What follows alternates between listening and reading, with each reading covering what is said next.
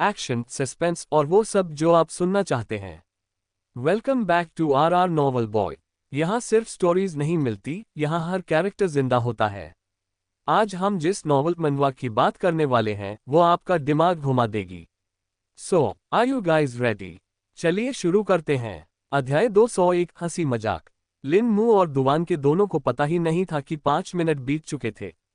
Hall में टूटे हुए हथियारों के टुकड़े बिखरे पड़े थे और फर्श पर कुछ कट और खरोंचें भी दिखाई दे रही थीं। हालांकि फर्श को क्षति प्रतिरोधी बनाया गया था, फिर भी उनके हमले से उसे थोड़ी क्षति पहुंच गई थी, जो उनकी ताकत का स्पष्ट संकेत था। लेकिन जल्द ही हॉल में बनी संरचनाओं के प्रभाव से नुकसान की भरपाई शुरू हो गई। कुछ ही सेकंड में पूरा हॉल अपने पहले रूप में लौट आया, सिवाय चारों ओर बिखरे हुए टूटे हुए हथियारों के टुकड़ों के। लिन मू ने यह देखा और आश्चर्यचकित रह गया। उसने सोचा भी नहीं था कि हॉल में ऐसी कोई विशेषता होगी। जब ये संरचनाएं सक्रिय हुईं, तो लिन मू ने अपनी आध्यात्मिक इंद्रियों से इनका अवलोकन किया और पाया कि ये पहले देखी गई संरचनाओं से भिन्न थीं। स्पष्टतः इन संरचनाओं के अलग अलग कार्य थे और इसलिए इनकी डिजाइन भी भिन्न थी। ये तो वाकई आश्चर्यजनक है, लिन मू ने सोचा। हाँ बिल्कुल, लेकिन इतना भी नहीं। संरचनाओं के उपयोग से बहुत कुछ किया जा सकता है। ये तो बस हिमशैल का एक छोटा सा हिस्सा है, ज़ुकोंग ने लिन मू के मन में कहा। यह सुनकर लिन मू की आंखें और भी चमक उठीं और उसके भीतर सीखने की तीव्र इच्छा जागृत हुई। उसने पहले ही मायरी आर्मामेंट कैनोपी अबोर्ड पर मौजूद संरचनाओं को देख लिया था और उनकी बहुमुखी प्रतिभा और जटिलता को भी समझ लिया था। अगर सिर्फ एक छद्म अमर श्रेणी का उपकरण इतना जटिल है तो उच्चतर श्रेणियां कैसी होंगी? लिन मू ने मन ही मन सोचा। खैर, आपको खुद ही इनकी खोजबीन करनी होगी। समय कभी न कभी आएगा, ज़ुकोंग ने हंसते हुए कहा। इसी बीच जिंग वेई लिन मू और दुवान के को ध्यान से देख रहा था। उसने देखा कि लिन मू की आंखें पहले से ज्यादा चमक रही थीं और उसने इसे अपनी जीत का नतीजा मान लिया। उसे इस बात का अंदाजा नहीं था कि इसके पीछे एक बिल्कुल अलग वजह थी। फिर उसने दुवान के की तरफ देखा और उसके चेहरे पर निराशा का भाव देखा, जो जल्द ही गायब हो गया। आहा, मेरी प्यारी के एयर तो अभी भी वैसी ही है, जिंग वेई ने अपनी यादों को याद करते हुए मन ही मन सोचा। दुवान के खुद लिन मू को जटिल निगाहों से देख रही थी। उसके मन में अनेक भावनाएं उमड़ रही थीं और इन भावनाओं के मिश्रण ने उसे और भी उलझन में डाल दिया था। उसे अपनी हार पर गुस्सा आ रहा था और इस बात पर भी कि वह लिन मू को एक भी चोट नहीं पहुंचा सकी। यह एक और चौंकाने वाली बात थी जिसने दुवान के को परेशान कर दिया। पूरी लड़ाई के दौरान हालांकि उसने अपनी पूरी ताकत से लड़ाई लड़ी, फिर भी वह लिन मू को चोट नहीं पहुंचा सकी और यही हाल लिन मू का भी था। हालांकि वे एक दूसरे को गंभीर रूप से घायल नहीं करने वाले थे, लेकिन जिंग वेई ने लिन मू से पहले ही कह दिया था कि सभी चोटों का इलाज वे कर देंगे, इसलिए वह बिना किसी रोक टोक के लड़ सकता है। फिर भी दुवान के जानती थी कि उसे किसी भी हालत में चोट नहीं लगेगी, क्योंकि उसके पास एक ऐसा सुरक्षात्मक खजाना था जो नवजात आत्मा के साधकों के वार को भी रोक सकता था। लिन मू की तो बात ही छोड़िए, जो मूल संघनन क्षेत्र में भी नहीं थी। दुवान के को उसके हर वार में छिपी ताकत पर यकीन नहीं हो रहा था, और इतना ही नहीं, उसने ये भी महसूस किया कि जैसे जैसे वे लड़ते गए, उसका प्रदर्शन और बेहतर होता गया। उसकी कमियां धीरे धीरे कम हो रही थीं और उसकी सटीकता बढ़ती जा रही थी। दुवान के को यह नहीं पता था कि लिन मू ने अपनी क्षमताओं का पूरा उपयोग भी नहीं किया था और वह केवल अपनी आध्यात्मिक ऊर्जा से हथियारों का इस्तेमाल कर रहा था। दुवान के ने भी किसी मार्शल तकनीक का प्रयोग नहीं किया था, लेकिन इसका कारण उस क्षेत्र की सीमाएं थीं। उसके अधिकांश मार्शल कौशल लंबी दूरी से और बड़े क्षेत्र में उपयोग किए जाने वाले थे। बाकी कौशल या तो रक्षात्मक थे या अन्य खोजों के लिए। दुवान के जानती थी कि वह कोई विलक्षण प्रतिभा वाली नहीं थी, लेकिन फिर भी उसके कौशल शीर्ष संप्रदायों के शिष्यों के कौशल के आसानी से तुलनीय थे। आखिरकार उसने अपने दादाजी के मार्गदर्शन में अपने कुल की कलाओं का प्रशिक्षण लिया था। हालांकि उसकी तलवारबाजी की कला उत्कृष्ट नहीं थी, लेकिन उसे कमतर भी नहीं आंका जा सकता था। इसके अलावा सबसे बड़ा कारण ये था कि लिन मू ने उसे अपने निम्न स्तर की साधना में पराजित किया था। यह उसके लिए सबसे बड़ा झटका था। उसका गुरु कैसा है? कुछ ही महीनों में वह एक शीर्ष संप्रदाय के भीतरी शिष्य के स्तर तक पहुंच गया है, दुवान के ने मन ही मन सोचा। उसकी साधना शक्ति भी, मुझे यकीन नहीं हो रहा कि वह वाकई वैसी ही है जैसा उसने बताया है। अगर ऐसा होता तो वह बहुत पहले ही थक चुका होता। उसकी जीवन शक्ति की तो बात ही छोड़िए, मुझे तो अब उसका भी एहसास नहीं हो रहा, दुवान के ने सोचा। जब जिंग वेई ने बोलना शुरू किया तो वे दोनों आखिरकार अपने विचारों से बाहर आ गए। अच्छा, बहुत अच्छा, मैं तुम्हारी काबिलियत से संतुष्ट हूँ। अभी भी कई कमियां हैं, लेकिन समय और अभ्यास से उन्हें दूर किया जा सकता है। जिंग वेई ने लिन मू की ओर देखते हुए प्रशंसा की। फिर उन्होंने अपनी पोती की ओर देखा और उसे एक हल्की सी मुस्कान दी। निराश मत हो, शुरुआत से ही तुम नुकसान में थे, तुम अपनी किसी भी युद्ध कला का इस्तेमाल नहीं कर सके। वैसे भी युद्ध में तुम्हारी विशेषज्ञता नहीं है, फिर भी तुमने अच्छा प्रदर्शन किया। और यह कोई अपमान की बात भी नहीं थी। तुम हमारे कबीले की तकनीक के आगे हार गए। जिंग वेई ने सांत्वना दी। जिंग वेई की बातें सुनकर दुवानके को थोड़ा बेहतर महसूस हुआ, लेकिन बाद में उसकी कही गई बातों से वह भ्रमित हो गया। हमारे कबीले की तकनीक, तुम्हारा क्या मतलब है? दुवानके ने सवाल किया। जिंग वेई ने एहसास और शर्मिंदगी के मिले जुले भाव से कहा। तभी जिंग वेई को एहसास हुआ। जब उसने लिन मू को 1000 शस्त्रों वाली तलवारों के ग्रंथ की पुस्तिका दी थी, तब दुवानके और उसकी हालत बहुत खराब थी। दुवानके की हालत तो और भी गंभीर थी और उसे तुरंत इलाज की जरूरत थी। इसलिए वह इस बात को पूरी तरह भूल गया था। अभी भी वह सिर्फ यही सोच रहा था कि लिन मू ने ये तकनीक कैसे सीख ली थी, लेकिन इन पूरे कुछ महीनों में अपनी पोती को इसके बारे में बताना भूल गई थी। लगता है ये आदमी सचमुच बूढ़ा हो रहा है, जिंग वेई ने आत्मनिंदा भरे लहजे में कहा। लिन मू को ये देखकर थोड़ा अजीब लगा, लेकिन फिर भी उसे लगा कि बूढ़ा आदमी मजाकिया था। उसका पहले वाला दबंग स्वभाव कहीं नजर नहीं आ रहा था। अध्याय 202 दयनीय हेई को। दुआनके ने खासकर जिंग वेई का ध्यान आकर्षित किया। दादाजी, मैंने आपसे कुछ पूछा था, कृपया स्पष्ट कीजिए, दुआनके ने ठंडे स्वर में कहा। जिंग वेई ने उसके लहजे में आए बदलाव को महसूस किया और समझ गया कि उसे अब नाटक बंद कर देना चाहिए, कहीं ऐसा ना हो कि वह अपनी प्यारी पोती को और भी ज्यादा नाराज कर दे। मैंने लिन मू को 1000 शस्त्रों वाली तलवार का ग्रंथ दिया था, जिंग वेई ने सीधे स्वर में कहा। दुवानके का चेहरा, जो पहले ठंडा था, एक पल के लिए स्थिर हो गया और फिर उसके चेहरे पर हैरानी के भाव दिखाई दिए। क्या तुमने एक बाहरी व्यक्ति को वह दे दिया? कब? दुवानके ने हैरानी से कहा। कुछ सेकंड बाद उसे खुद एहसास हुआ कि यह कब हुआ होगा। आपका मतलब, उस समय जब वह हकलाते हुए बोली। हाँ, मैंने किया। मैं मानती हूं कि यह जल्दबाजी में लिया गया फैसला था, लेकिन अब जब मैंने परिणाम देख लिया है तो मुझे इसका कोई पछतावा नहीं है। जिंग वेई ने दुआनके की बात काटते हुए कहा, क्योंकि वह लिन मू के सामने उसे शर्मिंदा नहीं करना चाहती थी। लिन मू खुद दादा पोती की नोकझोंक सुनकर खूब मजे ले रहा था। उसके चेहरे पर हंसी का भाव था और वह बिना कुछ बोले सुनता रहा। दुवानके ने आह भरी और मन ही मन सोचा कि अब पछताने से कोई फायदा नहीं। इसमें कोई आश्चर्य नहीं कि वह लगातार हथियार बदलता रहा और मेरे हथियार चलाने के कौशल में भी सुधार करता रहा। मैं जिस तलवारबाजी तकनीक का इस्तेमाल करती हूँ, वह 1000 शस्त्रों वाली तलवार विद्या के ग्रंथ का एक सरल रूप है। ये स्पष्ट है कि यह तकनीक कहीं अधिक श्रेष्ठ है। दुवानके ने खुद को दिलासा दिया। दादाजी, आपको मुझे पहले ही बता देना चाहिए था, तब मैं कोई और रणनीति अपनाता। दुवानके ने हार मानते हुए कहा। मुझे भी नहीं पता था कि वह ऐसा कर पाएगा। मैंने कभी उम्मीद नहीं की थी कि कोई इसे इतनी जल्दी सीख लेगा, खासकर तब जब इस तकनीक की जरूरतें काफी कठिन हैं। जिंग वेई ने कहा और आगे बोला, तुमने ये कैसे किया? मेरा मतलब है, इसके लिए जितने हथियारों की जरूरत होती है, वह चौंका देने वाला है और उनमें से कुछ तो अपरंपरागत भी हैं। अब दुवानके और जिंग वेई दोनों की निगाहें लिन मू पर टिकी हुई थीं और वे उसके जवाब का इंतजार कर रहे थे।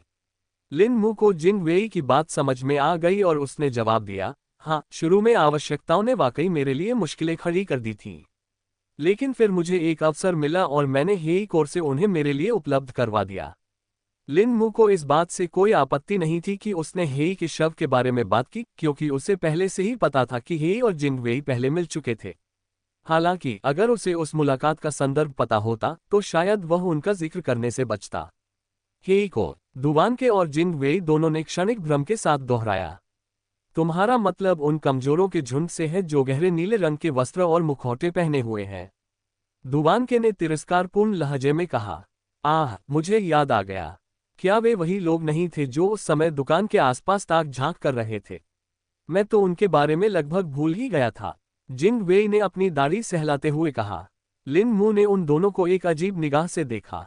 हेई कोर का उनके साथ किस तरह का संपर्क था, और क्या मैंने थोड़ी देर पहले जो किया वह तकनीकी रूप से एक जैसा नहीं था? लिन मू ने मन ही मन सोचा। मैं भी असमंजस में हूं, ज़ुकोंग ने कहा। तुम्हारे और उनके बीच क्या हुआ? लिन मू ने उत्सुकता से पूछा। दुवानके ने इस अवसर का लाभ उठाते हुए अपनी श्रेष्ठता प्रदर्शित की और पूरी कहानी सुनाते हुए हेई कोर की कमजोरी की जमकर आलोचना की। पूरी बात सुनने के बाद लिन मू को समझ नहीं आ रहा था कि वह हंसे या रोए। हंसी। ज़ुकोन भी खुद को रोक नहीं पाया और खिलखिलाकर हंस पड़ा। हेई कोर के लोग सचमुच दयनीय हैं। लिन मू ने मन ही मन बुदबुदाया। सचमुच लगता है उन्हें दुर्भाग्य का शौक है। इसमें कोई आश्चर्य नहीं कि जब आपने इन दोनों के बारे में बात की तो आपके प्रति उनकी राय तुरंत बेहतर हो गई। वे पहले ही बहुत डर चुके थे। ज़ुकोन ने आश्चर्यचकित स्वर में कहा। वरिष्ठ, आप भी? लिन मू ने अजीब तरह की शर्मिंदगी महसूस करते हुए जवाब दिया। लिन मू को ये समझ नहीं आ रहा था कि इसका क्या मतलब निकाला जाए और उसने फिलहाल इस बात को अपने दिमाग से निकाल देने का फैसला किया। और आपकी मुलाकात हेई कोर से कैसे हुई? जिंग वेई ने उत्सुकता से पूछा। यह एक लंबी कहानी है, लिन मू ने थके हुए भाव से कहा। जिंग वेई को तब याद आया कि लिन मू अभी अभी एक युद्ध से गुजरा था और संभवतः ऊर्जा की कमी के कारण थका हुआ था। ये बात सच थी, लेकिन लिन मू की हालत उतनी बुरी नहीं थी जितनी जिंग वेई ने सोची थी।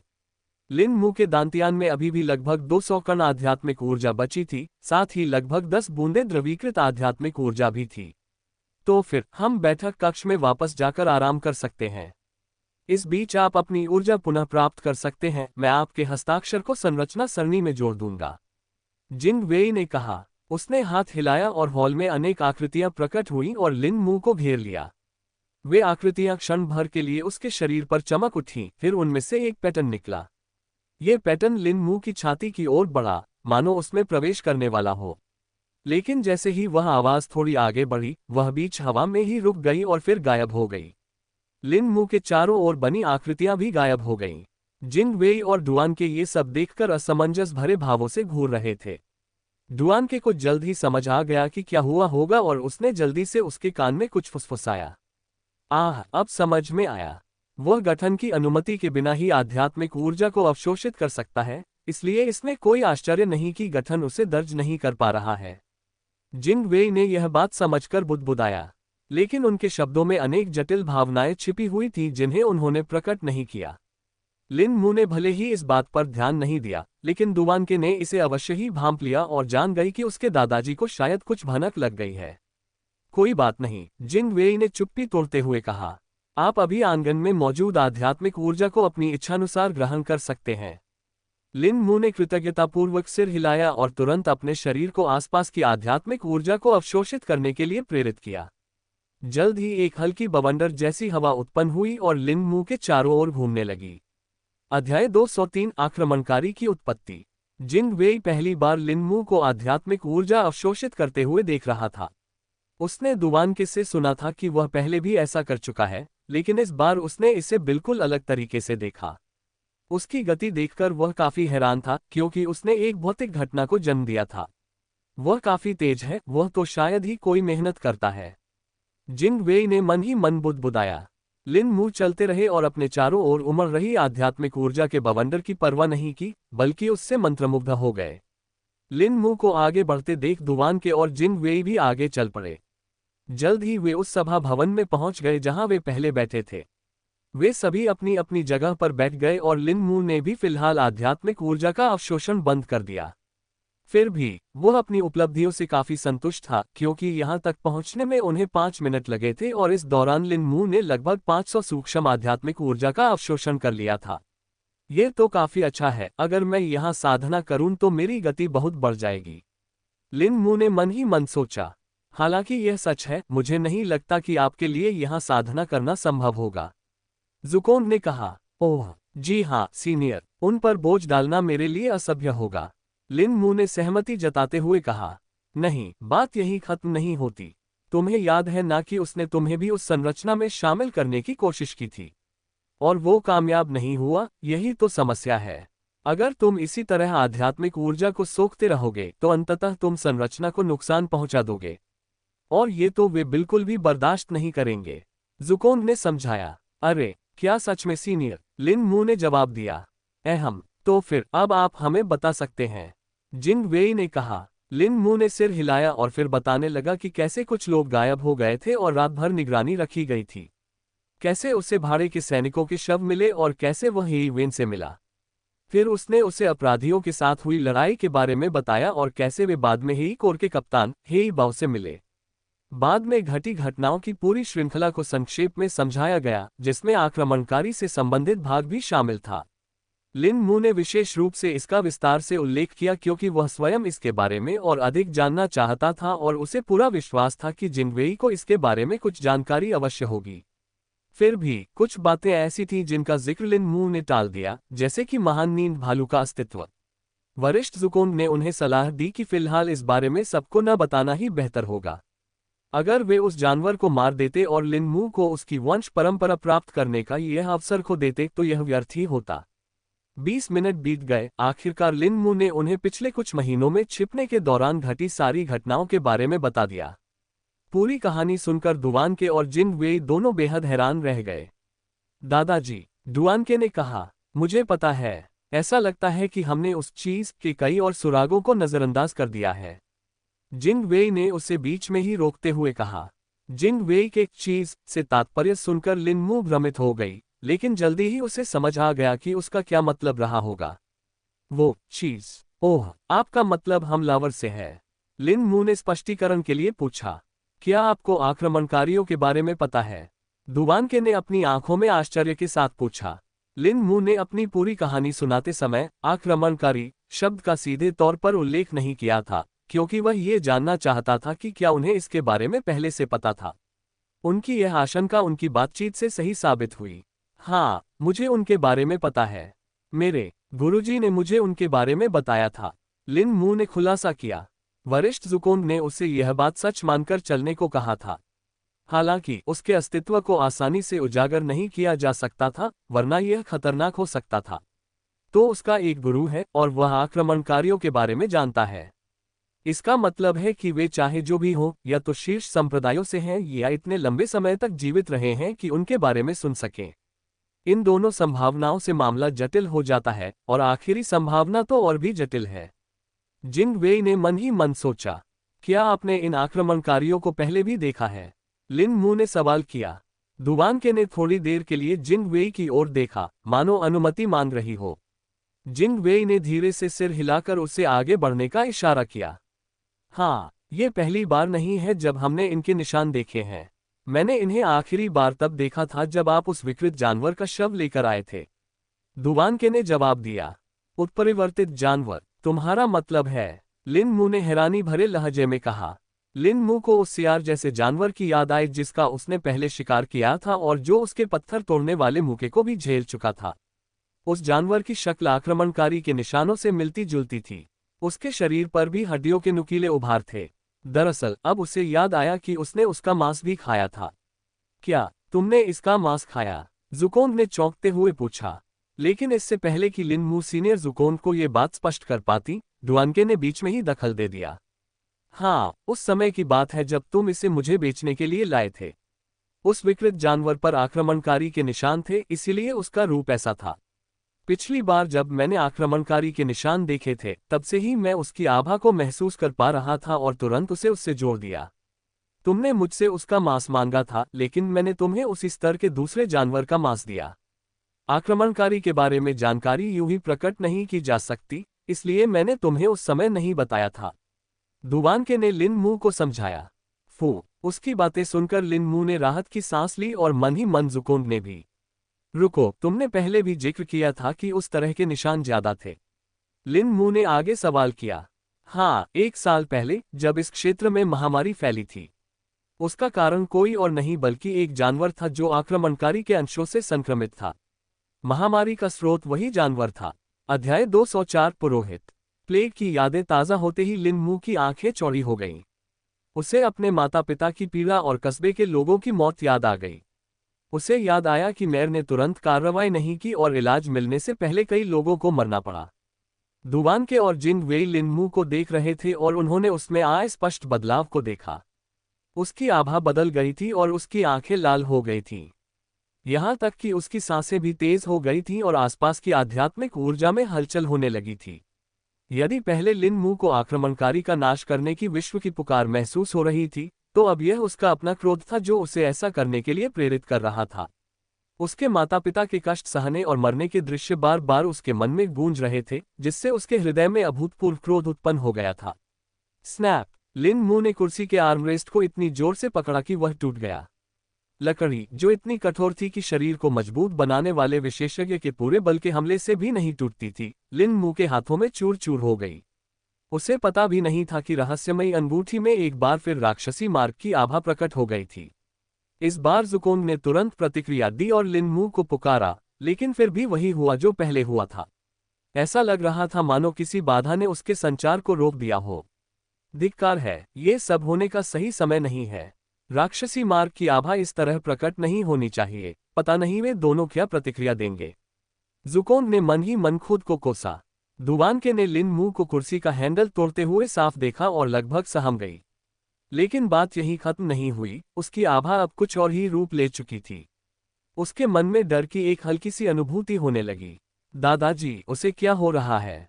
दुवानके ने बेचैनी महसूस करते हुए पूछा। मुझे नहीं पता, लेकिन यह निश्चित है कि वह किसी कारण से परेशान है। जिंग वेई ने खड़े होते हुए और कार्रवाई के लिए तैयार होते हुए कहा। इस बीच लिन मू अपने आप से कुछ बुदा रहा था और उसने अपना सिर नीचे झुका रखा था। उसके बाल उस कोण से उसके चेहरे के भावों को छिपा रहे थे।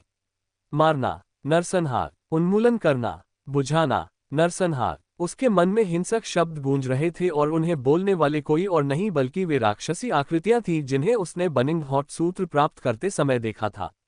लिन मू की बड़बड़ाहट तेज होती गई, जिससे जिंग वेई और डुआनके और भी ज्यादा चिंतित हो गए। एयर पीछे हट जाओ, मुझे ये सब ठीक नहीं लग रहा है। जिंग वेई ने आदेश देते हुए हवा में इशारा किया। हवा में अनेक प्रतीक प्रकट हुए और लिन मू को घेरकर उसके चारों ओर एक पारदर्शी कवच बना दिया। जिंग वेई गंभीर भाव से उसे देख रही थी, जबकि दुवान के रक्षात्मक मुद्रा में खड़ा था, कार्रवाई के लिए तैयार। लिन मू से निकलने वाली आभा धीरे धीरे भड़क रही थी, लेकिन जैसे ही वह अपने चरम पर पहुंचने वाली थी, वह अचानक फीकी पड़ गई। आहा! लिन मू ने सिर उठाते हुए कर्कश आवाज में हंसा। अब दुवानके और जिंग वेई ने उसके चेहरे के भाव देखे। उसकी आंखें लाल थीं और ऐसा लग रहा था मानो उनमें आग जल रही हो। उसकी आंखों के कोनों से आंसुओं की बूंदें बह रही थीं और उसके चेहरे पर एक दुष्ट मुस्कान खिल उठी थी। मैं स्वीकार करती हूँ, लिन मू चिल्लाए, लेकिन किसे? यह अज्ञात था। वह कौन है? जैसे ही दुवानके ने ये कहा, ऊर्जा की एक विशाल लहर ने हवेली को हिला दिया। हवेली और आंगन के चारों ओर सैकड़ों संरचनात्मक संरचनाएं दिखाई देने लगीं। साथ ही पूरे आंगन को घेरते हुए एक बहुस्तरीय सुनहरी बाधा भी प्रकट हुई। कस्बे में वापस आकर उस स्थान पर जहां जिंग वेई के एम्पोरियम का प्रवेश द्वार छिपा हुआ था, अंतरिक्ष टिमटिमाने लगा। जिंग वेई की आंखें चौड़ी हो गईं और वह चिल्लाया, दमन करो। और उसने अपनी मुट्ठी मेज पर पटकी, जिससे और भी आकृतियां प्रकट हो गईं।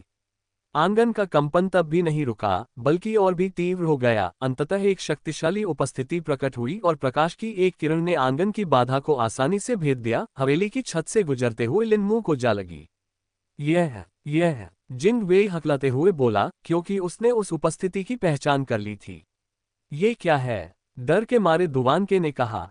दुनिया की इच्छा। यह है। जिंग वेई पूरी स्थिति को लेकर असमंजस में थी और मुश्किल से बोल पा रही थी। लिन मू के खड़े होते ही उसके चारों ओर फैली प्रकाश की किरण कुछ सेकंड बाद फीकी पड़ गई। उसके सामने एक अक्षर तैरता हुआ दिखाई दिया। वह अक्षर दाओ लिपि में लिखा था और उसी प्रकाश से चमक रहा था जो पहले लिन मू के चारों ओर फैला हुआ था। जिंग वेई ने उस अक्षर को ध्यान से देखा और उसका अर्थ समझ लिया। पुजारी नियुक्त, उसने बुदबुदाया। फिर वह आकृति लिन मू के माथे की ओर बढ़ी और उस पर अंकित हो गई और अगले ही पल गायब हो गई। पुजारी नियुक्त, डुआनके ने उलझन में पढ़कर पूछा। हालांकि जिंग वेई ने वह शब्द हल्के से बोला था, फिर भी उसने उसे स्पष्ट रूप से सुन लिया था क्योंकि वह उसके करीब खड़ी थी। उसे संसार की इच्छा से चुना गया है। जिंग वेई ने आश्चर्यचकित भाव से उत्तर दिया। तारांकन तारांकन तारांकन। कुछ सेकंड पहले जब लिन मू अपने मन में राक्षसी आकृतियों की बड़बड़ाहट सुन रहा था, तभी एक और आवाज ने उसे पुकारा। इस आवाज की कोई पहचान नहीं थी और ऐसा लग रहा था मानो ये अनगिनत प्राणियों का मिश्रण हो। इस आवाज ने राक्षसी आकृतियों की बड़बड़ाहट को दबा दिया और उन्हें चुप करा दिया। पहले तो लिन मू को समझ नहीं आया कि यह क्या है, लेकिन जल्द ही उसे एहसास हो गया। हालांकि आवाज राक्षसी आकृतियों की आवाज से अलग थी, लेकिन जो कहा जा रहा था वह वही था। उस आवाज ने कहा, आक्रमणकारी को मार डालो। मेरी कृपा प्राप्त करो, मेरे लोगों का बदला लो, अपने माता पिता का बदला लो। लिन मू ने पहचान लिया कि वह आवाज दुनिया की इच्छा थी। इससे पहले जब उसने पहली बार आक्रमणकारी के अवतार को देखा था, तब उस आवाज ने केवल उसके मन में एक विचार उत्पन्न किया था, लेकिन इस बार वह आवाज स्वयं बोल रही थी। उसकी बात सुनकर लिन मू ने जरा भी संकोच नहीं किया और तुरंत घोषणा कर दी, मुझे स्वीकार है। अध्याय 205 लिन मू का संकल्प। हालांकि दुवानके ने अपने दादाजी की बातें सुनी, फिर भी वह उनका अर्थ नहीं समझ पाए। उसने याद करने की कोशिश की और उसे अपने कुल के पुस्तकालय में पढ़ी एक पुस्तक धुंधली सी याद आई। वह पुस्तक पुरानी थी और कहा जाता था कि उसके कुल के अस्तित्व में आने से हजारों साल पहले की थी। उसी अभिलेख में अभिषिक्त शब्द लिखा हुआ था। हालांकि अभिलेख बुरी तरह क्षतिग्रस्त था और उस पर से ज्यादा कुछ पढ़ा नहीं जा सकता था। दुवानके को वह अभिलेख एक दिन यूं ही इधर उधर देखते हुए मिला। वह उन्हें खोज नहीं रही थी, लेकिन जिन वेई की बातों और अभी अभी हुए शक्ति प्रदर्शन को देखकर वह समझ गई थी कि इसे हल्के में नहीं लिया जा सकता। हुए बदलावों से लेकर हवेली को हिला देने वाली ऊर्जा की विशाल लहर तक, ये सब उसके लिए असहनीय था। तारांकन तारांकन तारांकन। जैसे ही दाव लिपि में नियुक्त का अर्थ बताने वाला अक्षर लिन मू के माथे से गायब हुआ, उसने अपने सामने खड़े दो लोगों की ओर देखा। वह जानता था कि उसने दादा और पोती को जरूर डरा दिया था। अगर वह उनकी जगह होता और ऐसा कुछ देखता तो खुद भी डर जाता। कुछ देर बाद लिन मू को आखिरकार अपने मन में सीनियर जुकोन की आवाज सुनाई दी। लिन मू, तुम ठीक हो? क्या हुआ? जुकोन ने बड़ी चिंता से पूछा। मैं ठीक हूँ। जो कुछ हुआ उसके बारे में अब मुझे पता है कि क्या करना है, लिन मू ने शांत स्वर में कहा, जिससे जुकोन की स्थिति में कोई सुधार नहीं हुआ। वह ठीक नहीं लग रहा है। उस समय जो कुछ हुआ वह बिल्कुल अप्रत्याशित था। हमें कोई नई योजना बनानी होगी, वरना ये हमारे लिए अच्छा नहीं होगा, जुकोन ने मन ही मन सोचा। जब प्रकाश लिन मू पर पड़ा तो उसके मन को घेरे हुए अवरोध हट गया, जिससे जुकोन बाद की घटनाओं का साक्षी बन सका। वह उस अक्षर को पहचान सका जो हवा में प्रकट हुआ था और लिन मू के माथे में समा गया था। जुकोन को कुछ सेकंड पहले की यादें भी दिखाई दी और उसने लिन मू के माता पिता को मरते और पीड़ा सहते हुए देखा। वह समझ गया कि यह लिन मू के हृदय पर एक बहुत बड़ा बोझ है और आसानी से दूर नहीं होगा। यदि इसे जल्द ही दूर नहीं किया गया तो यह उसकी साधना में बात बन जाएगा। उसके दिल में पहले से ही एक राक्षस पनप गया था, शुक्र है कि अनुभूति ने उसका निवारण कर दिया। मैं नहीं चाहता कि दूसरा राक्षस इतनी जल्दी पैदा हो। उसके माता पिता उसके जीवन का एक अहम हिस्सा है और उसे अपने माता पिता के प्रति अपना कर्तव्य अवश्य निभाना होगा। यादें देखने के बाद जुकोन ने मन ही मन सोचा, मैंने कभी उम्मीद नहीं की थी कि दुनिया उसे चुनेगी और उसे अपना आशीर्वाद देगी। फिर भी यह उसके लिए फायदेमंद है और उसके लक्ष्यों के अनुरूप भी है। वह अपने माता पिता का बदला ले सकता है और इसी मार्ग पर शक्ति प्राप्त कर सकता है। दुनिया की कृपा से तो उसे और भी लाभ मिलेगा, शुकोन ने कहा। इसके बाद जुकोन ने अंगूठी में स्थित दिव्य वेदी की ओर देखा और पाया कि वह शांत हो गई थी। उसमें कोई परिवर्तन नहीं देखा जा सकता था और अब वह राक्षसी मार्ग की आभा उत्सर्जित नहीं कर रही थी। क्या संसार का अभिषेक भी तुम्हारा ही कर्म था? जुकोन ने बिना उत्तर की अपेक्षा किए प्रश्न किया। आह, तारांकन तारांकन तारांकन। जिंग वेई जानता था कि संसार की इच्छा से नियुक्त होने का क्या अर्थ होता है। वह अतीत में नियुक्त हुए अन्य लोगों को जानता था और उसे पता था कि यह अच्छी बात भी है और बुरी बात भी। लेकिन एक बात निश्चित थी, उनके जीवन में एक बड़ा बदलाव आने वाला था। जिंग वेई ने लिन मू की ओर देखा और आगे बढ़ी। ये देखकर दुवान के एक पल के लिए भयभीत हो गई और उसने पुकार कर कहा, दादाजी। जिंग वेई ने पीछे मुड़कर उसकी ओर देखा और धीरे से सिर हिलाते हुए कहा, कोई बात नहीं। अब जब उन्हें संसार की इच्छा से नियुक्त कर दिया गया है तो हमें चिंता करने की कोई बात नहीं है, बल्कि अब हमें अपने भविष्य के लिए आशा है। लिन मू की ओर मुड़कर वह सामने आकर खड़ा हो गया और उसकी आंखों में गहराई से देखने लगा। लगता है दुनिया की इच्छा ने तुम्हारा संकल्प देख लिया है, लिन मू। शायद वो चाहती है कि तुम आक्रमणकारी का खात्मा करो, जिंग वेई ने शांत स्वर में कहा। उसके चेहरे पर जो भी भय और बेचैनी थी वह गायब हो गई थी और अब उसकी जगह समझदारी के भाव आ गए थे। लिन मू ने गहरी सांस ली और पिछले कुछ मिनटों में घटी हर बात पर गौर किया। कुछ देर सोचने के बाद उसने सुनिश्चित किया कि उसे सब कुछ स्पष्ट रूप से समझ आ गया है। हाँ, बिल्कुल, और मैं इसे करूंगा, भले ही मुझसे ऐसा करने के लिए न कहा गया हो। मैं अपने माता पिता का बदला लेने के लिए ऐसा करूंगा, लिन मू ने दृढ़ निश्चय के साथ कहा। ये कहते हुए जिन वेई लिन मू की आंखों में देख रहा था और उनमें दृढ़ संकल्प की ज्वाला देख सकता था। वह उसके ऑरा में आए बदलाव को भी महसूस कर सकता था और जानता था कि वह मजबूत हो गया है। ये शारीरिक विकास नहीं बल्कि मानसिक विकास था। बहुत बढ़िया, हम आपकी भी मदद करेंगे, जिन वेई ने सिर हिलाते हुए जवाब दिया। लिन मू को उसकी बातों पर थोड़ी उलझन हुई, लेकिन फिर उसे एहसास हुआ कि शायद यह आक्रमणकारी की वजह से था।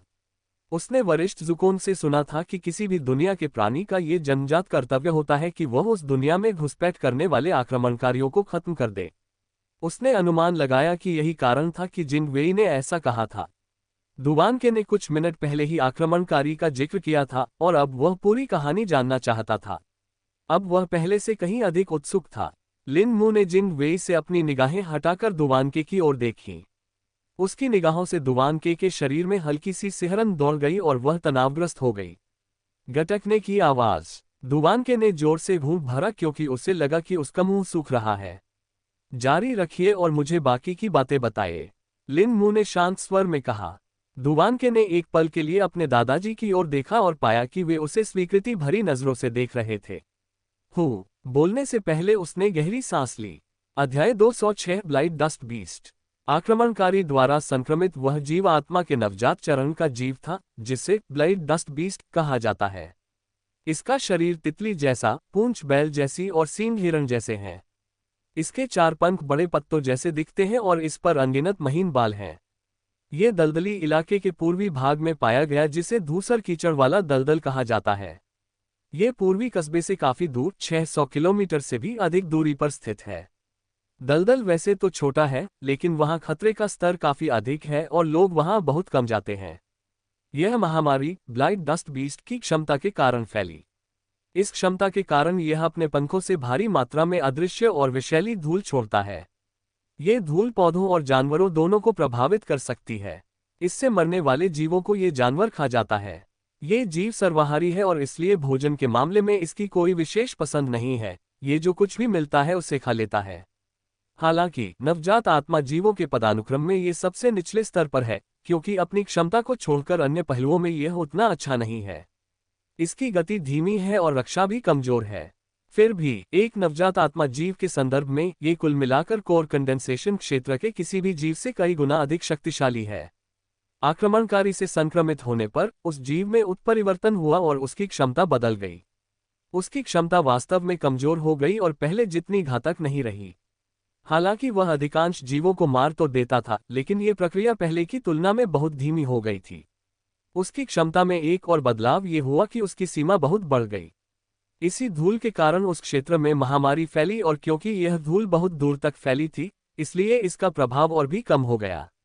वास्तव में यह कोई महामारी नहीं थी, बल्कि बड़े पैमाने पर जहर फैलाने का मामला था, दुवानके ने समझाया। लिन मू ने दुवानके की बात ध्यान से सुनी और एक भी शब्द नहीं छोड़ा।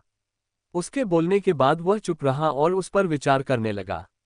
उसने आगे की योजना बनाने के लिए उसकी बातों का गहराई से विश्लेषण किया। आगे क्या हुआ? लिन मू ने पूछा। क्योंकि धूल अदृश्य थी और इसके प्रभाव धीरे धीरे दिखाई दे रहे थे, इसलिए अधिकारी यह पता नहीं लगा सके कि वास्तव में यह क्या था। इसलिए उन्होंने सामान्य उपचार और उपाय आजमाए, लेकिन जैसा कि आपने देखा होगा, उनमें से कोई भी कारगर नहीं रहा। ज्यादा से ज्यादा वे लक्षणों को दबाकर रोगियों की उम्र बढ़ा सके, लेकिन फिर भी यह कोई इलाज नहीं था। यहां तक कि मेयर ने भी यही सोचा था और उन्हें जांच के लिए लोगों को भेजने में काफी समय लग गया। यहां तक कि जिन लोगों को उन्होंने जांच के लिए भेजा था वे भी मर गए और कभी वापस नहीं लौटे, जिससे वे चिंतित हो गए। ये जानते हुए कि यह उनकी क्षमता से परे की कोई बात होगी, उन्होंने त्रिकाल्ड्रॉन पेयोनी संप्रदाय से संपर्क करने का फैसला किया। त्रिकड़ाही पेयोनी संप्रदाय एक साधना संप्रदाय है जो कीमियाई गोलियों और जड़ी बूटियों में विशेषज्ञता रखता है।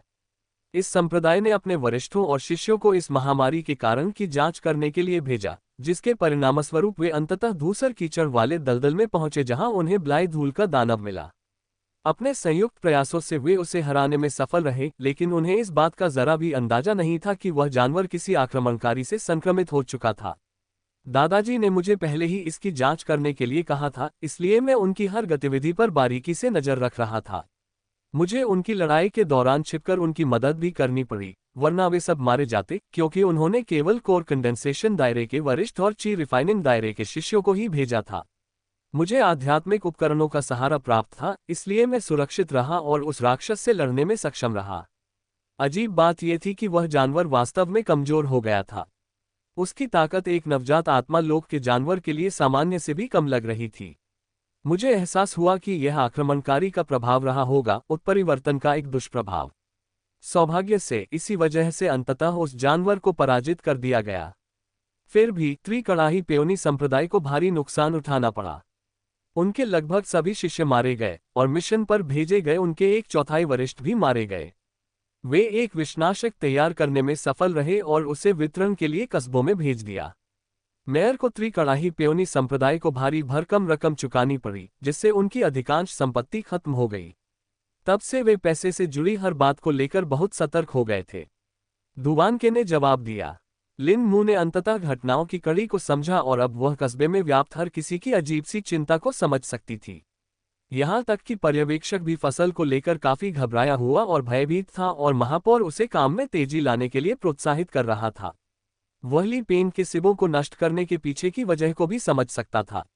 शायद ली पेन के इस तरह व्यवहार करने के कारण ही वह और भी कड़ी सजा से बच गया। ये सब अतीत की बात है, अब मुझे भविष्य की ओर देखना चाहिए। लिन मू ने मन ही मन सोचा। लगता है वो काफी बदल गया है। उसका भोलापन धीरे धीरे खत्म हो रहा है। लिन मू के विचारों को देखकर ज़ुकोंग ने मन ही मन कहा। तो फिर उस आक्रमणकारी का क्या हुआ? मैंने जो देखा है उसके अनुसार वह अपने मेजबान के मारे जाने के बाद ही प्रकट होता है। क्या त्रिकड़ाही संप्रदाय को अब इसके बारे में पता चल गया है? लिन मू ने सवाल किया। सौभाग्य से नहीं। त्रिकड़ाही पेयोनी संप्रदाय को आक्रमणकारियों के बारे में जानने के लिए पर्याप्त समय नहीं हुआ है, या शायद केवल उनके उच्च अधिकारियों को ही इसके बारे में पता है। जैसा कि मैंने कहा, आक्रमणकारियों के बारे में सभी जानकारी गोपनीय रखी जाती है। फिर भी आपने जो कहा वो नहीं हुआ। जानवर के मारे जाने के तुरंत बाद हमलावर प्रकट नहीं हुआ। पंथ के लोग भी लड़ाई के बाद जल्दी से पीछे हट गए, क्योंकि उन्हें घायलों की देखभाल करनी थी और वे आगे जोखिम नहीं लेना चाहते थे। उनके जाने के बाद मैं जांच करने गया। मुझे उस राक्षस के शव को नष्ट करने के लिए एक विशेष तकनीक का इस्तेमाल करना पड़ा, जिसके परिणामस्वरूप आक्रमणकारी का अवतार प्रकट हुआ। वह एक काले पिंड के रूप में था जिस पर हड्डियों के उभार और खोपड़ियां थीं। उसे देखने के बाद ही मुझे एहसास हुआ कि वह क्या था, क्योंकि मेरे मन में घृणा का भाव उत्पन्न हो गया था। मैं दादाजी से बात करने लौटा और उन्होंने मेरे संदेह की पुष्टि की। फिर उन्होंने मुझे आगे जांच करने और यह पता लगाने के लिए कहा कि मुझे और क्या मिल सकता है। और मैंने बहुत कुछ पता लगाया। जंगल में चारों ओर घुसपैठिए के बहुत सारे निशान बिखरे हुए थे।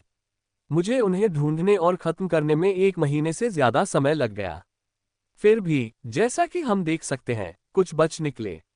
या यूं कहें कि वह आक्रमणकारी का मुख्य स्रोत नहीं था, बल्कि मेजबानों में से एक था।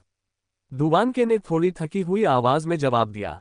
लिन मू समझ गया था कि यह पूरा मामला कई चीजों से जुड़ा हुआ है और उसे सावधानी से आगे बढ़ना होगा। अब वह सोच रहा था कि क्या महान सुप्त पशु को संक्रमित करने वाले आक्रमणकारी का अवतार ही मुख्य कारण है या नहीं। अब जब हमने ये सब सुन लिया है, तो मुझे डर है कि यह वैसा ही है जैसा आप सोच रहे हैं। महान नींद में डूबा भालू शायद पहला मेजबान था, लेकिन स्वयं स्रोत नहीं। हमने जो देखा है उससे लगता है कि आक्रमणकारी एक निश्चित सीमा तक अंतरिक्ष को नियंत्रित कर सकता है, इसलिए संभव है कि वह इस दुनिया के किसी स्थानिक आयाम में छिपा हुआ हो। ज़ुकोंग ने कहा। अध्याय 207 आक्रमणकारी के बारे में सुराग। सीनियर ज़ुकोंग का जवाब सुनकर लिन मू का चेहरा गंभीर हो गया। उसे समझ नहीं आ रहा था कि वे इस स्थिति का सामना कैसे करेंगे या हमलावर को कैसे खोजेंगे। उसकी समझ में तो हमलावर दुनिया में कहीं भी छिपा हो सकता था। वरिष्ठ ज़ुकोंग ने उन्हें पहले ही समझा दिया था कि जब तक किसी के पास इस दुनिया में किसी स्थानिक आयाम तक पहुंच है, तब तक वह उसमें प्रवेश कर सकता है, बशर्ते वह किसी विशिष्ट स्थान से बंधा हुआ न हो। कुछ प्रतिबंध भी हैं, जैसे कि उसमें किसी भी स्थान से प्रवेश किया जा सकता है, लेकिन उससे बाहर निकलने का एकमात्र रास्ता एक निश्चित स्थान ही है। बहुत सारी संभावनाएं थीं और लिन मू को नहीं पता था कि वह कौन सी हो सकती है। अभी मैं बस इतना ही कर सकता हूं कि और जानकारी जुटाऊं, छानबीन करूं और खोजबीन करूं। आखिरकार मुझे कोई न कोई सुराग मिल ही जाएगा। लिन मू ने मन ही मन सोचा। इसके बाद लिन मू का ध्यान वापस वर्तमान स्थिति पर केंद्रित हो गया और उसने अगले प्रश्न के बारे में सोचना शुरू कर दिया। उसके बाद तुमने क्या किया? लिन मू ने पूछा। जब मैंने आक्रमणकारी के सारे निशान मिटा दिए तो मैं कस्बे में लौट आया और बाकी समय यहीं रुका रहा। कम से कम तब तक जब तक तुम नहीं आ गए और उत्परिवर्ती जानवर को नहीं ले आए। मैंने उत्परिवर्ती जानवर के शव को परिष्कृत करके एक रक्तरेखा ट्रैकिंग मन का बनाया और उसका उपयोग आक्रमणकारी के स्थान का पता लगाने के लिए किया। अंततः इसी के चलते मैं उत्तरी जंगल में पहुंचा, जहां मुझे आक्रमणकारी द्वारा संक्रमित और भी कई जीव मिले। उनमें से अधिकतर खूंखार जीव थे, जबकि कुछ आध्यात्मिक जीव थे। मैंने उन्हें भी रक्तवंश का पता लगाने वाले मोतियों में परिवर्तित किया और उत्परिवर्तन के स्रोत का पता लगाने में सफल रहा। इस उत्परिवर्तन का स्रोत एक तालाब था जिसके नीचे आक्रमणकारी का एक विशाल अवतार छिपा हुआ था। लेकिन लाशों से बच निकलने वाले अवतार के विपरीत यह अवतार प्रतिक्रियाहीन था और काले कीचड़ के ढेर जैसा दिख रहा था, जिसमें पहले जैसी कोई विशेषता नहीं थी। मैंने इसे नष्ट करने से पहले दादाजी को दिखाने के लिए लाया था। उस समय मुझे लगा कि बस यही कुछ निशान बचे हैं जो मुझसे छूट गए थे। मैं और खोजना चाहता था, लेकिन वंश सूचक मोतियों का सारा काम तमाम हो चुका था। फिर भी बचे हुए आखिरी वंश सूचक मोती से मुझे कोई प्रतिक्रिया नहीं मिली, इसलिए मैंने सोचा कि बस वही आखिरी थे। मैं इन आक्रमणकारियों के बारे में तीसरी बार सुन रहा हूं, दुवानके ने उत्तर दिया। लिन मू ने कुछ देर तक उसकी बातों पर विचार किया और फिर अपनी अंगूठी से 2 वस्तुएं निकाली। ये वस्तुएं थीं, एक शीशी जिसमें पशु उत्तेजित करने वाला पाउडर था और एक लकड़ी की प्लेट जिस पर एक अनोखा त्रिकोणीय पैटर्न बना हुआ था, जो पशु संग्रह का भंडार था। पिछली बार जब लिन मू की मुलाकात हेईकोर से हुई थी, तब वह अपने साथ जानवरों के भंडार का खजाना ले गया था। उन्हें इससे कोई आपत्ति नहीं थी और चूंकि वह खजाना पहले से ही क्षतिग्रस्त था, इसलिए उन्हें कोई परेशानी भी नहीं हुई। हेई वान और हेई बाओ को भी अब उस पर काफी भरोसा हो गया था। लिन मू ने सबसे पहले शीशी दुवानके को सौंपी, जिसने उसे उसके हाथों से लेकर प्रश्नवाचक दृष्टि से देखा। क्या आप मुझे बता सकते हैं कि यह क्या है? लिन मू ने पूछा, जिस पर दुवानके ने सिर हिलाकर सहमति जताई। फिर उसने अपना हाथ हिलाया और उसके सामने एक छोटा पारदर्शी गोला प्रकट हो गया। गोला इतना बड़ा था कि दुवानके उसमें अपने हाथ आसानी से रख सकती थी। उसने अपने दोनों हाथ गोले के अंदर डाले और फिर उसके अंदर रखी छोटी शीशी खोली। फिर उसने 1 मिनट के लिए अपनी आंखें बंद कर लीं, जिसके बाद वे फड़कने लगी और ऐसा लगा जैसे वह सदमे में हो। 1 और मिनट बीतने के बाद उसने आंखें खोली। आंखें खोलते ही गोला एक पल के लिए चमक उठा और उसने झट से शीशी बंद कर दी। गोला गायब हो गया और फिर उसने कुछ अनिश्चित भाव से लिन मू की ओर देखा। मेरे विश्लेषण से पता चलता है कि यह जानवरों को उत्तेजित करने वाले पाउडर की शीशी है, लेकिन मैं पूरी तरह से निश्चित नहीं हूं। इसमें कुछ गड़बड़ है, लेकिन मैं बता नहीं सकता कि क्या। दुवानके ने जवाब दिया। लिन मू ने उसके जवाब पर सिर हिलाया और उसकी तकनीकों के प्रदर्शन को देखकर थोड़ा आश्चर्यचकित हुआ। उसने सोचा कि उसने उस पारदर्शी गोले के साथ क्या किया होगा। यह एक विश्लेषणात्मक तकनीक है। यह सहायक ऊर्जा तकनीकों में से एक है जो इस तरह की स्थितियों में उपयोगी होती है। गोला शीशी के अंदर की सामग्री को अलग रखता है और यह सुनिश्चित करता है कि वे फैले नहीं। इससे व्यक्ति के लिए उनकी जांच करना आसान हो जाता है। जुकोंग ने लिन मू को समझाया, जिसने बस समझकर सिर हिलाया। इसी बीच दुआनके का जवाब सुनकर जिंग वेई ने अपनी भौहें चढ़ा ली। उन्हें उम्मीद नहीं थी कि उनकी पोती जांच पड़ताल जैसे अपने विशेष क्षेत्र में असफल हो जाएगी। हालांकि वह रासायनिक औषधियों और यौगिकों की विशेषज्ञ नहीं थी, लेकिन वह जानती थी कि उसे इनके बारे में पर्याप्त जानकारी थी। अपनी पोती की उलझन को जानने की चाह में जिंग वेई ने उसकी ओर हाथ बढ़ाया। दुवानके ने यह इशारा समझ लिया और उसे शीशी दे दी। लेकिन दुवानके के विपरीत जिंग वेई ने वैसा नहीं किया जैसा दुवानके ने किया था। दरअसल उसने शीशी का ढक्कन भी नहीं खोला। उसने बस अपनी आध्यात्मिक इंद्रियों से उसके अंदर की सामग्री को महसूस किया और फिर अपनी आंखें खोल लीं। ये वाकई जानवरों को उत्तेजित करने वाला पाउडर है, लेकिन इसके फॉर्मूले में कुछ बदलाव किया गया है। मेरा अनुमान है कि इसके प्रभाव भी बदल गए होंगे और शायद पहले से अधिक शक्तिशाली हो गए होंगे। जिंग वेई ने अनुमान लगाया। लिन मू ने सिर हिलाते हुए कहा, आप सही कह रहे हैं, ये वाकई पशु उत्तेजित करने वाला पाउडर है। अब क्या आप मुझे ये भी बता सकते हैं कि यह क्या है? उन्होंने ये कहकर लकड़ी की थाली सीधे जिंग वेई को दे दी। जिंग वेई ने उस पर बने पैटर्न को देखा और आश्चर्य से अपनी आंखें ऊपर उठाईं। एक जानवर का भंडारित खजाना, वो भी प्राचीन काल के चिन्हों के साथ। जिंग वेई ने कहा। लिन मू को इस बात पर आश्चर्य नहीं हुआ कि जिंग वेई इसे पहचान सका, क्योंकि उसने उसके पृष्ठभूमि को देखते हुए उससे यही उम्मीद की थी। लेकिन जिस बात ने उसे उत्सुक किया वह था वह शब्द जो जिन वेई ने अभी अभी कहा था। हाँ, यह एक पशु संग्रह भंडार है। लेकिन आप जिस प्राचीन चिन्ह की बात कर रहे हैं वह क्या है? लिन मू ने प्रश्न किया। अध्याय 208 महाद्वीप का इतिहास आए। जिन वेई ने लकड़ी की थाली को पलटा और उस पर मौजूद धातु के पंख के पैटर्न की ओर इशारा किया। ये प्राचीन आध्यात्मिक उपकरण शोधकों का चिन्ह है। उनकी तकनीकें समय के साथ लुप्त हो गई हैं और अब बहुत कम लोग इसके बारे में जानते हैं क्योंकि अब हमारे पास शोधन की अपनी तकनीकें हैं। लेकिन मुझे नहीं पता कि अन्य दो चिन्हों का क्या अर्थ है। मैंने पहले केवल पंख के पैटर्न के बारे में ही सुना है। हमारा कुल आध्यात्मिक हथियार और आध्यात्मिक औजारों के निर्माण में माहिर है, इसलिए हमारे पास वह ज्ञान है जो कई संप्रदायों के पास नहीं है। शायद शीर्ष संप्रदायों को इसके बारे में पता हो, लेकिन फिर भी उतना नहीं जितना हमारे पास है। हमारे कुल के पास एक ऐसा पशु भंडार था जिस पर पंख का प्राचीन चिन्ह अंकित था। जिन वेई ने उत्तर दिया, बिल्कुल जैसा मैंने अनुमान लगाया था। हालांकि उन्होंने पहले भी इस तरह के खजानों के खजाने देखे हैं, लेकिन वे यह नहीं जानते कि उन पर बने निशान उनकी श्रेणी का सार्वभौमिक संकेत है। ऐसा लगता है कि उन्होंने पहले केवल सबसे निम्न श्रेणी के खजानों के खजाने ही देखे हैं। इससे मैं यह अनुमान लगा सकता हूं कि इस दुनिया का अन्य दुनियाओं से अवश्य ही संपर्क रहा होगा, शायद उच्च स्तरीय दुनियाओं से भी, ज़ुकोंग ने बीच में कहा। लिन मू चुपचाप उनकी बातें सुनती रही और उन्हें आत्मसात करती रही। दुवानके ने भी अपने दादाजी की बातें सुनी और अब वह सोच रही थी कि लिन मू का इरादा क्या है। आप हमें ये क्यों दिखा रहे हैं? दुवानके ने उत्सुकता से पूछा। दुवानके की बातें सुनकर जिन वेई ने भी अपना ध्यान वापस लिन मू की ओर मोड़ लिया क्योंकि वह भी कारण जानना चाहता था। ऐसा इसलिए है क्योंकि ये दोनों चीजें आक्रमणकारी के प्रकट होने से जुड़ी हैं और सुराग हैं। लिन मू के और कुछ कहने से पहले ही जिन वेई ने उन्हें रोक दिया। अंततः जिन वेई को बस इतनी ही जानकारी की आवश्यकता थी, जिसके बाद उसने अपने दिमाग में सारी जानकारी को एक साथ मिलाकर एक निष्कर्ष पर पहुंचा। आपका मतलब यह है कि ये वस्तुएं किसी दूसरी दुनिया से आई थीं और आक्रमणकारी इस विशालकाय भंडार में समाहित था। जिन वेई ने आश्चर्यचकित स्वर में कहा, उफ, इससे मुझे स्पष्टीकरण देने की जरूरत नहीं पड़ेगी और मुझे उस महान नींद में डूबे भालू के बारे में झूठ बोलने की भी जरूरत नहीं है। उसने तो बस खुद ही यह कहानी गढ़ी है, फिर भी ये पूरी तरह से झूठ भी नहीं है।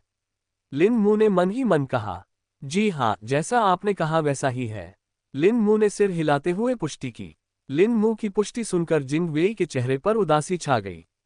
डुआन के भी अपने दादाजी के चेहरे को देखकर चिंतित हो गई। उसे महसूस हुआ कि उनके मन में कुछ बुरा चल रहा है और वह जानना चाहती थी कि आखिर ऐसी कौन सी बात है जो उन्हें इतना परेशान कर रही है।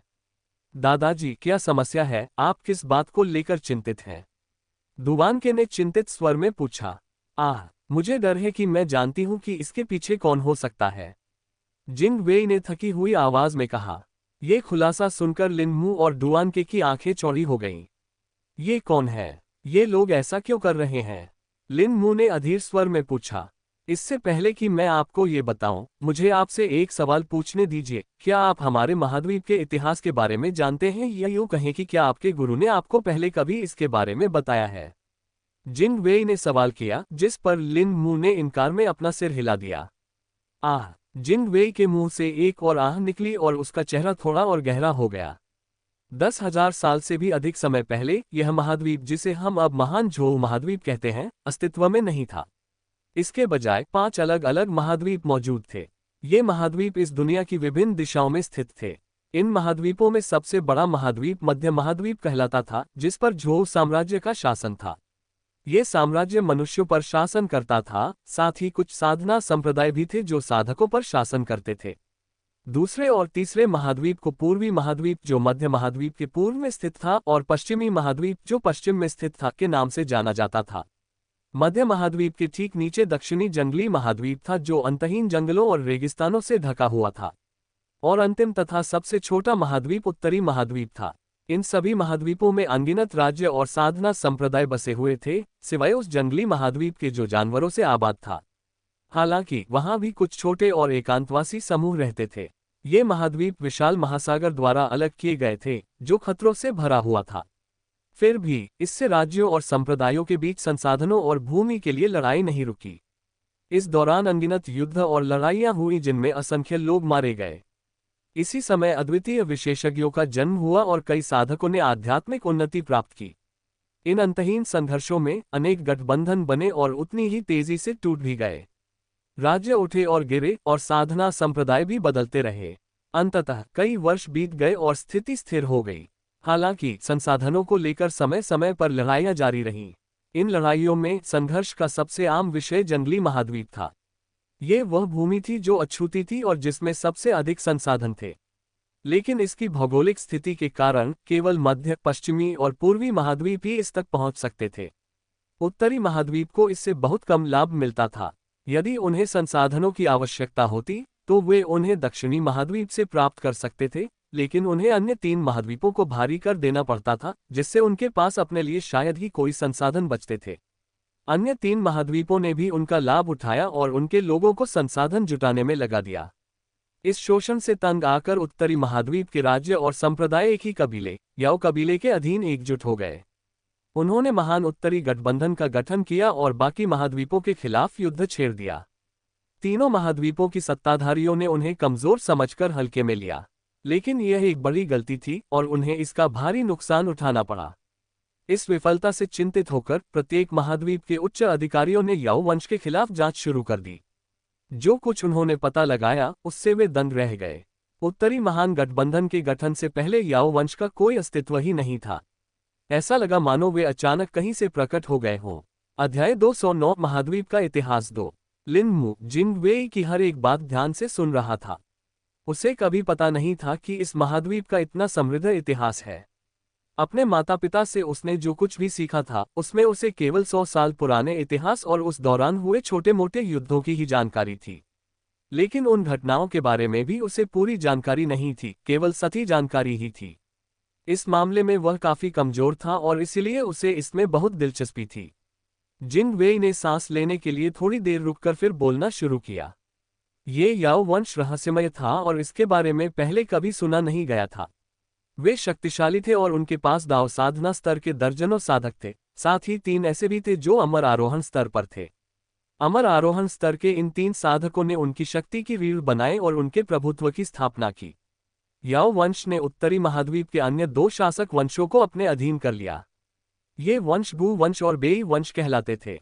इन दोनों वंशों के भी एक अमर साधनाधारी शासक थे जो उनका समर्थन करते थे। अब उत्तरी गठबंधन के पास 5 अमर आरोहण स्तर के साधकों का समर्थन था, जो शक्ति संतुलन को बदलने के लिए पर्याप्त था। इस प्रकार वे सबसे अधिक अमर आरोहण स्तर के साधकों वाला महाद्वीप बन गए थे। पश्चिमी और पूर्वी महाद्वीप में केवल 2 अमर आरोहण स्तर के साधक थे, जबकि मध्य महाद्वीप में 3 थे। इससे भले ही ऐसा प्रतीत होता था कि तीनों महाद्वीपों को अभी भी लाभ है क्योंकि उनके पास कुल 7 अमर आरोहण स्तर के साधक थे, लेकिन ऐसा नहीं था। तीनों महाद्वीपों में अभी भी आंतरिक संघर्ष चल रहे थे, जो सत्ता में इस बदलाव के कारण और भी बदतर हो गए। अगली लड़ाई में महान उत्तरी गठबंधन के सभी 5 अमर आरोहण क्षेत्र के साधक उतरे, जबकि तीनों महाद्वीपों ने अपने केवल 4 साधकों को भेजा, पूर्वी और पश्चिमी महाद्वीप से 1 और मध्य महाद्वीप से 2। शेष अमर आरोहण क्षेत्र के साधकों ने अपने अपने ठिकानों की रक्षा की क्योंकि उन्हें असुरक्षित नहीं छोड़ा जा सकता था। ये लड़ाई 1 दिन और 1 रात तक चली और किसी नतीजे पर नहीं पहुंची, कोई भी पक्ष विजयी नहीं हुआ। तीनों महाद्वीपों की शक्तियों को ये बात अजीब लगी और उन्हें संदेह हुआ। उनकी बात की जांच से उन्हें एक चौंकाने वाला खुलासा मिला। उत्तरी महाद्वीपों का विशाल गठबंधन दरअसल तीनों महाद्वीपों की छोटी शक्तियों के साथ गुप्त रूप से बातचीत कर रहा था और पिछली लड़ाई महज शक्ति प्रदर्शन थी। असहमति को दबाने के उद्देश्य से तीनों महाद्वीपों के उच्च अधिकारियों ने उन छोटी शक्तियों पर कड़ी कार्रवाई की, जिनके उनके साथ विश्वासघात करने की संभावना थी, और अंततः उनमें से कुछ का सफाया भी कर दिया। लेकिन ग्रैंड नॉर्दर्न एलायंस की यही इच्छा थी। छोटी शक्तियों को दबाने की उनकी कोशिशों का नतीजा ये हुआ कि उनमें से कुछ ने उनके साथ विश्वासघात किया और ग्रैंड नॉर्दर्न एलायंस में शामिल हो गईं। अपनी रणनीति के अनुसार उन्होंने प्रत्येक महाद्वीप में छोटी शक्तियों के क्षेत्रों के भीतर टेलीपोर्टेशन संरचनाएं बनाईं। उनकी इस रणनीति के परिणामस्वरूप तीनों महाद्वीपों की सत्ताधारी शक्तियों को भारी नुकसान हुआ और वे पतन की ओर बढ़ने लगीं। उन्होंने इसे रोकने के लिए कई प्रयास किए, यहां तक कि भारी कीमत चुकाकर उन्होंने ग्रैंड नॉर्दर्न एलायंस द्वारा निर्मित टेलीपोर्टेशन संरचनाओं को भी नष्ट कर दिया। उन्होंने अपने कई दाव साधना स्तर के साधकों को शत्रु के हाथों खो दिया, फिर भी इससे कोई खास फर्क नहीं पड़ा। याओ वंश के पास कुछ रहस्यमयी संरचना निर्माण कौशल थे, जिनकी मदद से वे कम संसाधनों का उपयोग करके कम समय में ही ये टेलीपोर्टेशन संरचनाएं बना लेते थे। वास्तव में वे दक्षिणी महाद्वीप तक भी टेलीपोर्टेशन संरचनाएं बनाने में सक्षम थे, जिससे उन्हें काफी संसाधन प्राप्त हुए। इससे बेहद निराश होकर तीनों महाद्वीपों की शक्तियों ने सर्वसम्मति से एक निर्णय लिया। उन्होंने एकजुट होकर अपना एक गठबंधन बनाने का फैसला किया, कम से कम तब तक के लिए जब तक उत्तरी महाद्वीप के विशाल गठबंधन का निपटारा नहीं हो जाता। इसमें उन्हें काफी प्रयास और कई वार्ताएं करनी पड़ी, लेकिन अंततः वे इसे हासिल करने में सफल रहे, हालांकि इसमें कुछ कमियां भी थीं। इस बार अपने संयुक्त प्रयासों से वे उस महान उत्तरी गठबंधन के लोगों को पीछे धकेलने में सफल रहे, जिन्होंने उनके क्षेत्र पर कब्जा कर लिया था, और यहां तक कि उनके अमर आरोहण क्षेत्र के एक साधक को मारने में भी कामयाब रहे। इस युद्ध के बाद 100 वर्षों तक स्थिति शांत रही और उत्तरी गठबंधन ने पहले की तरह सक्रियता नहीं दिखाई। तीनों महाद्वीपों के गठबंधन ने भी उन्हें कुछ समय के लिए अकेला छोड़ दिया, क्योंकि वे स्वयं थक चुके थे और उन्हें आराम करने के लिए समय चाहिए था। और वे ये भी जानते थे कि कोने में धकेला गया जानवर अपनी पूरी ताकत से पलटवार करेगा। बेहतर यही था कि स्थिति को यथावत रहने दिया जाए। लेकिन एक दिन ऐसा हुआ। अचानक तीनों महाद्वीपों पर लाखों साधक प्रकट हो गए। ये सभी साधक विचित्र और अपरंपरागत साधना तकनीकों और कौशलों का उपयोग करते थे, जो पहले कभी ज्ञात नहीं थे। जल्द ही यह ज्ञात हो गया कि ये दुष्ट साधक थे और दूसरे लोक से आए थे। अब तीनों महाद्वीप सबसे बड़े खतरे में थे। इन साधकों ने रातों रात सैकड़ों साधना संप्रदायों और राज्यों का नरसंहार कर दिया था। उसी समय उन्हें संसार की पुकार का आभास हुआ। तब उन्हें पहली बार पता चला कि ये साधक दूसरे लोक से आए आक्रमणकारी थे। इसी दौरान संसार की इच्छा से नियुक्त साधकों का उदय हुआ। शीर्ष 10 संप्रदायों में से प्रत्येक में संसार की इच्छा से नियुक्त एक व्यक्ति था, जिनमें सबसे शक्तिशाली राज्यों के भी शामिल थे। कुल मिलाकर संसार की इच्छा से नियुक्त लगभग 100 साधक थे। इन साधकों ने अग्रिम पंक्ति बनाकर आक्रमणकारियों को खदेड़ने और उन्हें मारने में मदद की। अंततः लोगों को पता चला कि आक्रमणकारी इस दुनिया में कैसे आए थे। याओ वंश ने उन्हें बुलाया था और दुनिया पर शासन करने के बदले में तीनों महाद्वीप गिरवी रख दिए थे। इससे क्रोधित होकर तीनों महाद्वीपों की सत्ताधारियों ने एक बड़ा निर्णय लिया। वे वहीं प्रहार करेंगे जहां सबसे अधिक पीड़ा होगी और उस एकमात्र चीज को नष्ट कर देंगे जो याओ वंश को उन पर दमन करने में सक्षम बना रही थी, यानी टेलीपोर्टेशन फॉर्मेशन। उन्होंने सचमुच महाद्वीपों को एकजुट करने का फैसला किया था। जिन वेई ने खुलासा किया। अध्याय 210 महाद्वीप का इतिहास 3। ये सुनकर लिन मू पूरी तरह से स्तब्ध रह गया। वह सोचने लगा कि किसी दुनिया के महाद्वीपों को एक जगह से दूसरी जगह ले जाकर जोड़ने के लिए किस तरह की शक्ति की आवश्यकता होगी। हालांकि आपको यह चौंकाने वाला लग रहा है, लेकिन इस ब्रह्मांड में साधकों द्वारा इससे कहीं अधिक कारनामे किए जा सकते हैं। जीवन का सृजन करना भी असंभव नहीं है, ज़ुकोंग ने लिन मू के मन में कहा। लिन मू इस जानकारी से अभिभूत हो गया और उसने केवल सिर हिलाया और अपना ध्यान वापस जिन वेई की बातों पर केंद्रित कर लिया। लेकिन इसे पूरा करना आसान काम नहीं था और इसके लिए बहुत सारे संसाधनों की आवश्यकता थी। अंततः उन्होंने एक ऐसी योजना तैयार की जिसे तीनों महाद्वीपों की प्रत्येक शक्ति के सहयोग से पूरा किया जा सकता था। उन्होंने तीनों महाद्वीपों के साथ साथ दक्षिणी जंगली महाद्वीपों में भी विशाल सैन्य संरचनाएं स्थापित की। उन्होंने इसे यथासंभव लंबे समय तक छिपाने की कोशिश की, लेकिन अंततः सच्चाई सामने आ गई। उत्तरी गठबंधन ने तुरंत कार्रवाई करते हुए उनके प्रयासों को विफल करने के लिए एक और युद्ध शुरू कर दिया। और यही हुआ। योजना के लगभग 50% पूरा होने के बाद उसकी प्रगति कछुए की गति से धीमी हो गई। इसी तरह 100 साल और बीत गए। याओ कबीले के लोग बार बार अपने टेलीपोर्टेशन फॉर्मेशन के नष्ट होने से तंग आ गए और उन्होंने एक जोखिम भरा कदम उठाने का फैसला किया। उन्होंने भी वही करने का निर्णय लिया जो तीनों महाद्वीपों की शासक शक्तियां कर रही थीं। उन्होंने उत्तरी महाद्वीप को मध्य महाद्वीप से जोड़ने का निर्णय लिया। हालांकि बाकी 3 महाद्वीपों के विपरीत वे इसे काफी लंबे समय तक छिपाए रखने में सफल रहे। उनकी योजना लगभग 90% पूरी हो चुकी थी, इससे पहले कि तीनों महाद्वीपों के गठबंधन को उनकी गतिविधियों से पता चल पाता कि वे क्या कर रहे हैं। आगे क्या हो सकता है, इस डर से उन्होंने अपनी योजना को समय से पहले ही शुरू करने का फैसला किया। एक और युद्ध छिड़ गया और इसमें प्रत्येक महाद्वीप से एक अमर आरोहण क्षेत्र के साधक मारे गए। ये जानते हुए कि यह उनकी अंतिम लड़ाई है, याओ कबीले ने एक और भी जोखिम भरी योजना बनाई। उन्होंने पूर्वी या पश्चिमी महाद्वीप के संपूर्ण भाग को नष्ट करने का निर्णय लिया। यद्यपि इससे उन्हें बाद में मिलने वाले लाभों से वंचित होना पड़ा, फिर भी यह सब कुछ खोने से बेहतर था। जादुई संरचनाओं को सक्रिय किया गया और महाद्वीप हिलने लगे। यही वह समय था जब याओ कबीले ने कार्रवाई करने का फैसला किया। अपनी रहस्यमयी टेलीपोर्टेशन संरचनाओं का उपयोग करके उन्होंने एक अत्यंत शक्तिशाली राक्षस को बुलाया। ये राक्षस लगभग अमर अवस्था में था और पश्चिमी महाद्वीप में प्रकट हुआ। इसने भीषण तबाही मचाई और पश्चिमी महाद्वीप की सत्ता का नाश कर दिया। फिर भी अपने सभी संसाधनों और गुप्त भंडारों को उस राक्षस के विरुद्ध लगाकर वे उसे मारने में सफल रहे, लेकिन उसके जीवन के अंत में विस्फोट होने से पहले ही इस दुनिया में पहले कभी न देखा गया एक छद्म अमर राक्षस का विस्फोट हुआ, जिसने पूरी दुनिया को हिलाकर रख दिया और पश्चिमी महाद्वीप विशाल महासागर में समा गया। इस दौरान पूर्वी महाद्वीप और दक्षिणी महाद्वीप भी आपस में जुड़कर एकजुट हो गए थे। वे अपनी योजना में सफल तो हो गए थे, लेकिन इसकी भारी कीमत चुकानी पड़ी। उत्तरी महाद्वीप भी मध्य महाद्वीप से जुड़ने में कामयाब हो गया था, लेकिन जुड़ने का क्षेत्र काफी संकरा था, जो केवल कुछ किलोमीटर तक ही फैला हुआ था। शेष दो महाद्वीपों की सत्ताधारी शक्तियां अत्यंत भयभीत थीं और जानती थीं कि स्थिति अब प्रलयकारी है। इसलिए उन्होंने कुछ ऐसा किया जो पहले कभी नहीं हुआ था। उन्होंने अपने उन अनेक साधकों और संसाधनों का बलिदान कर दिया जिन्हें वे अपने पूर्वज मानते थे और जो उच्चतर लोक में विलीन हो चुके थे। वे ऐसा इसलिए कर पाए क्योंकि उन्होंने भी याओ वंश की टेलीपोर्टेशन संरचनाओं के विश्लेषण से नया ज्ञान प्राप्त कर लिया था। स्वाभाविक रूप से वे किसी विशिष्ट व्यक्ति से संपर्क नहीं कर पाए, बल्कि इस लोक से ऊपर उठे सभी लोगों को एक सामूहिक संदेश भेज सके। अंततः उन्हें प्रतिक्रियाएं मिली और 4 अमर प्राणी इस लोक में अवतरित हुए।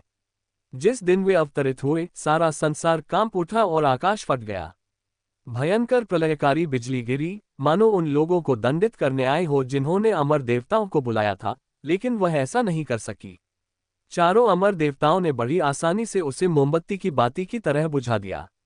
लेकिन उनके इस आगमन की भारी कीमत चुकानी पड़ी। वे यहाँ ज्यादा देर नहीं रुक सकते थे, क्योंकि कुछ ही मिनटों में वे अपने ग्रह को अपरिवर्तनीय क्षति पहुंचाने वाले थे। 2 अमर प्राणियों ने मिलकर ग्रह के चारों ओर एक विशाल अवरोध खड़ा कर दिया, जिससे आक्रमणकारियों को अंदर आने से रोका जा सके। इससे उनकी शक्तियां क्षीण हो गईं और वे अब इस दुनिया में नहीं रह सकते थे।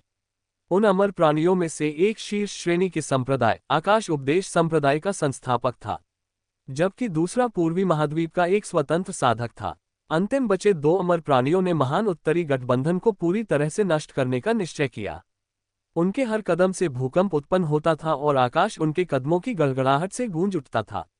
वे उत्तरी महाद्वीप पर उतरे और याओ वंश का पुनर्तः सफाया करते हुए उनके सभी निशान मिटा दिए। शेष बचे 2 अमर प्राणियों में से एक पश्चिमी महाद्वीप का था और अपने लोगों के खोने के शोक में डूबा हुआ था। अपने लोगों के लिए कुछ भी न छोड़ पाने के पश्चाताप में उसने शपथ ली और अंतर्धान हो गया। कोई नहीं जानता कि वह कहाँ गया, लेकिन ऐसा माना जाता है कि वह अब इस दुनिया में नहीं रह सकता था और इसलिए उसे उच्चतर लोक में वापस लौटना पड़ा। लेकिन अंत में बचे अमर प्राणी ने कुछ और ही किया। उसने एक भविष्यवाणी छोड़ी। उसने हमें बताया कि अन्य लोकों में और भी शक्तियां हैं जो हमारे संसाधनों पर लालच रखती हैं और एक दिन आक्रमणकारी बनकर नीचे उतरेंगी। वह चाहते थे कि हम तैयार रहें और उन्होंने चेतावनी दी कि सही समय आने तक दुनिया बंद रहेगी। ये अंतिम शब्द कहकर वे भी गायब हो गए। ये सब लगभग 10,000 साल पहले हुआ था। दुनिया पूरी तरह अस्त व्यस्त हो चुकी थी और स्थिरता की थोड़ी बहुत स्थिति बहाल होने में 1000 साल लग गए। फिर भी सभी शक्तियां बहुत कमजोर हो चुकी थीं और उनमें से कई नष्ट हो चुकी थीं। अंत में केवल कुछ ही शक्तियां बची रहीं जो विजयी रहीं। ये सभी शक्तियां ही आज के साधना संप्रदायों और राज्यों का आधार हैं। बेशक उत्तरी महाद्वीप के लिए भी यही बात लागू होती थी। यद्यपि याओ वंश का सफाया हो गया था और महान उत्तरी गठबंधन ध्वस्त हो गया था, फिर भी कुछ वंशों के अवशेष जीवित थे। उत्तरी महाद्वीप और मध्य महाद्वीप को जोड़ने वाला क्षेत्र अब पहले से कहीं अधिक बड़ा हो गया था और सैकड़ों किलोमीटर तक फैला हुआ था, जो नाशपाती की कमर जैसा दिखता था। इसका छोटा ऊपरी भाग उत्तरी महाद्वीप और बड़ा निचला भाग मध्य महाद्वीप था। 5000 वर्ष बीत गए और शक्तियां काफी हद तक पुनर्जीवित हो गईं। हालांकि उनके पास पहले की तुलना में दाव साधना स्तर के साधकों की संख्या कम हो गई थी। अमर आरोहण स्तर के साधकों की संख्या भी घट गई थी। ये अमर आरोहण स्तर के साधक जल्द ही एकांतवास में चले गए और फिर कभी दिखाई नहीं दिए, क्योंकि उन्होंने अमर आत्माओं को बुलाने के लिए बहुत बलिदान दिया था। अंततः उत्तरी महाद्वीप के बचे हुए लोगों ने छोटी छोटी जनजातियां बनाई और मध्य महाद्वीप के राज्यों पर आक्रमण करना शुरू कर दिया। अब उत्तरी महाद्वीप को निषिद्ध महाद्वीप कहा जाने लगा था। दोस्तों, अगर आज की स्टोरी ने दिमाग की बत्ती जला दी हो तो लाइक का बटन दबाना तो बनता है। अगले एपिसोड में मिलते हैं एक नए ट्विस्ट के साथ। तब तक के लिए check out my other videos on the screen. मैं हूं आपका RRNOVELBOY साइनिंग ऑफ।